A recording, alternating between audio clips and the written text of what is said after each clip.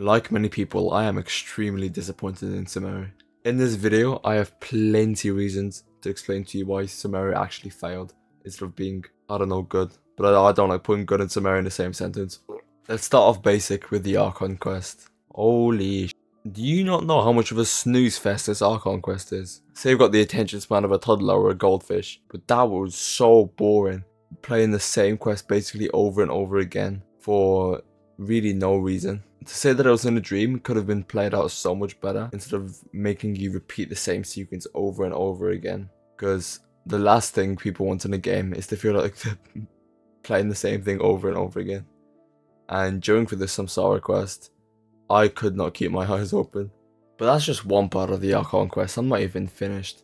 Now let's talk about the lost sibling. Yeah, you know, the sibling we were meant to find. Yeah, I bet you forgot about that too, bro. Anyways, all jokes aside, I do not recall our sibling appearing in the main Archon quest. I think there was only one time in the whole of the Sumeru Archon quest line where our sibling was actually present. And I don't even think they said anything. We just saw them. This wouldn't be as bad of a problem if the entire point of the whole quest is to find our sibling. What I've noticed is with the whole Archon quest recently, they've just been declining in what's meant to be the main premise of Genshin, which is finding our sibling.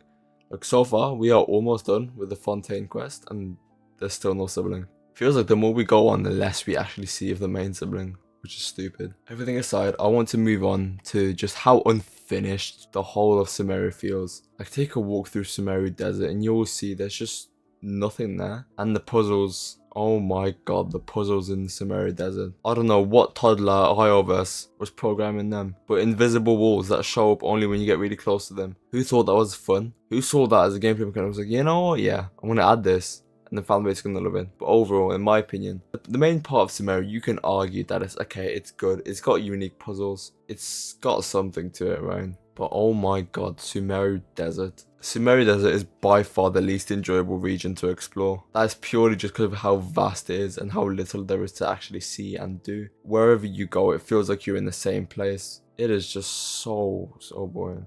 Deserts are obviously meant to feel barren and abandoned, but I don't feel that. I genuinely just see it, it's just unfinished. Like, Sumeru Desert to me feels like they got the little terrain paintbrush tool in their software. And I was like, you know what, yeah, let's just let my 4-year-old son just do whatever he wants with it. And that's really how Sumeru Desert feels like. Sure, you've got like the cool footprint effects. I think there's a more showcase of Sumeru footprints than our sibling in these quests, I can't lie. No one cares that there's footprints in the fucking sand. Games did it 30 years ago, mate. Grow up. Also, as far as I'm aware, the actual cultural representation of the game is not the best. I don't know much and I haven't really studied into the cultures. As far as I'm aware, the representation is not great and it hasn't been done in a respectful way from what I've seen. Next on, which shouldn't really be a point because it's a gacha game, but the characters, in my opinion, most of the characters in Sumeru have got terrible writing and there's just no depth to them in the slightest. But look at Sino, like, to me, Sino had so much potential to be this really memorable, really like feared character, and he's just not. Like Candace, think about Candace, like we saw her like once, and Dory. I think we saw Dory less. I think we saw Dory for like one part of the quest. Dory is like the worst character in the whole game anyway, so it doesn't really matter. But I'm just feel bad because how are you screwing up a character that bad? An Electro Healer is not something that should be in the game. So now I really want to talk about. I really want to talk about just the puzzles and the environmental design, because to me Sumeru is actually a failure. The puzzles are hard, they're not understandable most of the time. You literally have to look up a guide for 90% of them.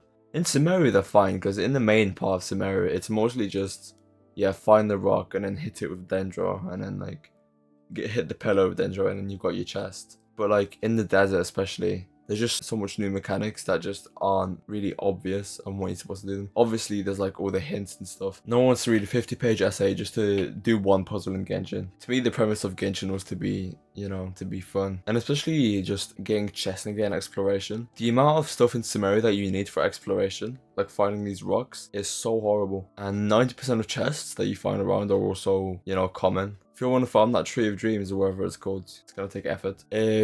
If you really want to know how much I despise Sumeru, I would rather do business class for a full day straight in like college than play or even do any exploration in Sumeru, because this is god awful. And plus I'm like 30 pages behind on coursework anyway, so it would probably benefit me more. Now for some final thoughts, let me show you a little explanation of why I hate Sumeru. So let's say you've got a computer, right? A pre-built. To me, Mondstadt, Leeway, and Inazuma are like, you know, default windows. And then you've got Sumeru, which is like, it like tries to cram in as much stuff as possible in order to seem better. But in the end, it's just horrible. That's really weird ideology, but if you get it, you get it. I don't really know what to tell you. From what I've seen, Sumeru has driven many players away from the game, and it even drove me away from the game for a pretty long time. Like a few months, I went to it because I just couldn't handle Sumeru. It was that boring. And I really want to mention Dendro real quick. To me, I hate how much Dendro has gotten itself into the meta. Now, people will argue against me saying, oh, well, it makes building teams for a bit easy. It makes doing this easier. It just makes reactions more meta. It's like, people will make the argument that Electro gets buffed. Sure, Electro got buffed, but it didn't get buffed in the way I think it was supposed to. Because to me, Electro was this element that, you know, that didn't require that much reactions. I saw Electro as an element which was supposed to be good on its own. Like, think of Raiden Shogun, like, look at her ability. Do you think she benefits of reactions? No. You want her to be doing no reactions and dealing like good solo damage. And that's how I think Electro should have been. Instead of them making it like a primary element in all these new reactions. I don't like it. People will say that it improved team flexibility, but to me, I think it ruined team flexibility due to the fact that like every single good team requires like Nahida or like a Dendro character, which to me isn't fun because using the same team, to me, being forced to use the same team over and over again is just not fun. I want to be able to experiment with my teams. I want to be able to, you know, do something. I want to be able to use a team that's not just with Nahida, and then, you know, be able to do decent damage like before Dendro came out. Because before Dendro, the game, to me, before Dendro was introduced, the game was actually difficult. You know, early game, it was hard to pass all these new. As a new player, without Dendro, passing new content was really difficult because you actually had to rely on like your team doing damage instead of just being brain dead and just stacking one stat on every character and being able to beat every single early game content. To me, that's not fun, and I'm happy I joined the game. I'm happy I joined the game earlier instead of having to start when Dendro was already in the game, because to me it ruined it. People will say that this is just nostalgia, but when I say I miss how the game used to be, it really means I miss the game how it used to be. Because when you're pulling for a character, you're like, oh, can I use them with Nahida? Like, that's not something I want to have to decide. To me, if you're crying in the comments right now saying that Dendro should stay and it shouldn't be nerfed, just get better artifacts, mate. Jesus Christ. Because how do you have fun bashing Hyper Bloom, man? It is so boring to me. And I'm not against reactions. I love Vape, I love Melt, I love Freeze, I like reactions.